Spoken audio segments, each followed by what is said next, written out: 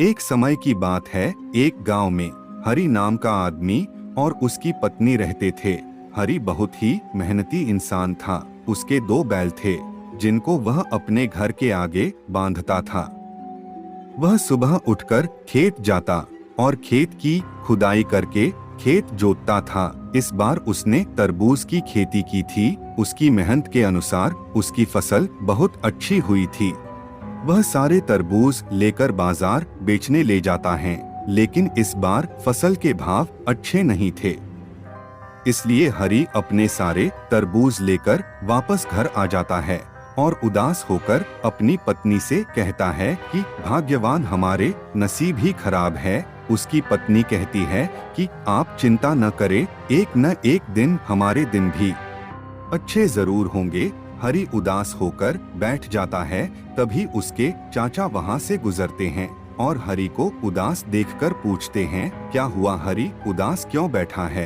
हरि कहता है, चाचा जी, फसल इतनी अच्छी हुई है, लेकिन मंडी में भाव नहीं है। उसके चाचा कहते हैं, तुम अपने तरबूज बाहर सड़क पर बेचो, तुम्हें अच्छे पैसे मिलेंगे। यह सुनकर हरि खुश हो गया है। अगली सुबह हरि अपने तरबूज सड़क के किनारे बेचने निकल गया। देखते ही देखते उसके सारे तरबूज बिक गए। उसे आज बहुत अच्छी कमाई हुई थी। वह बहुत खुश था। वह पैसे लेकर घर आ रहा था। उसका दोस्त गंगा, जो बहुत आलसी था, उसने ये सब देखा। गंगा ने भी दूसरे दिन खेत पर जाकर खुदाई की और तरबूज की खेती की, लेकिन वो तरबूज को जल्दी पकाने के लिए केमिकल का इस्तेमाल किया। उसके तरबूज जल्दी बड़े हो गए। गंगा ने जब तरबूज को काटा तो तरबूज अंदर से कच्चा था, तो उसने एक उपाय सोचा। वह केमिकल लाकर उन तरबूज में लगा देता है। अब उसके सारे तरबूज पक गए थे। दूसरे दिन गंगा भी हरि के पास अपनी तरबूज की गाड़ी लगा लेता है। लोग केवल हरि से ही तरबूज खरीदते हैं। यह देख गंगा को बहुत गुस्सा आता है। हरि पैसे लेकर खुशी खुशी घर लौट आता है। रात हो जाती है, सभी सो जाते हैं। इधर हरि का दोस्त गंगा हरि के खेत में जाकर उसके सारे तरबूज के पेड़ को उखाड़ देता है और अपने घर चला जाता है। सुबह होने पर हरि तरबूज लेने के लिए जब खेत में जाता है तो अपने खेत की हालत देखकर बहुत दुखी हो जाता है और सोचता है कि अब हम क्या करेंगे, कैसे अपने घर का बोझ उठाएंगे। हरि के खेत में सिर्फ एक तरबूज बचा था। हरि उसे लेकर अपने घर को जाने लगता है। रास्ते में उसे एक बच्चे की रोने की आवाज सुनाई देती है, जो भूख से रो रहा था। उसकी माँ घर में कुछ भी नहीं होने से उसे बहला रही थीं। हरि बच्चे के पास जाता है और उसे अपना तरबूज दे देता है। बच्चा खुश हो जाता है। हरि अपने घर जाता है और अपनी पत्नी को सारी बात बताता है। हरि की पत्नी कहती है कि कैसे भी करके हम फिर से तरबूज लगाएंगे और पैसे कमाएंगे। इधर हरि का दोस्त गंगा अपने तरबूज बेचकर बहुत खुश हो रहा था और सोच रहा था, अगर हरि अपना तरबूज बेचता तो हमारा एक भी तरबूज ना बिकता। इधर हरि के घर में खाने के लिए भी कुछ न था।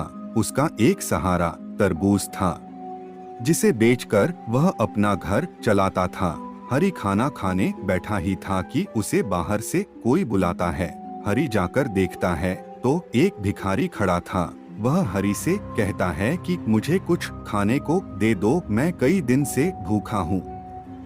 हरि के पास जो थोड़ा भोजन था उसे उसने भिखारी को दे दिया। भिखारी ने हरि के उदास होने का कारण पूछा तो हरि ने सारी बात बताई। भिखारी ने हरि को तरबूज के कुछ बीज दिए और कहा कि यह जादुई बीज है और जो भी तुम्हारी फसल खराब करने की कोशिश करेगा वहीं बेहोश होकर गिर जाएगा। हरि अगली सुबह अपने खेत में जाकर उस बीज को खेत में डाल देता है।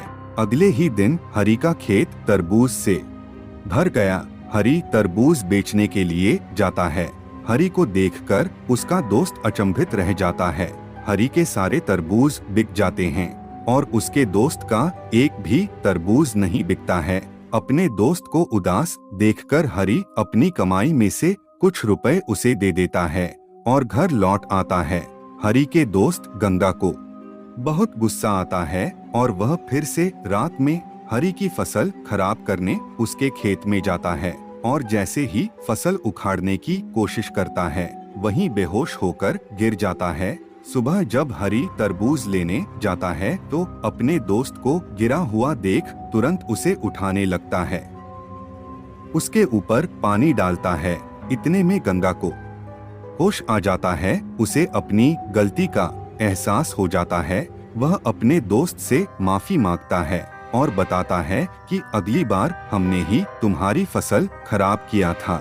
हरि अपने दोस्त को माफ कर देता है। दोनों खुशी खुशी अपना जीवन यापन करने लगे।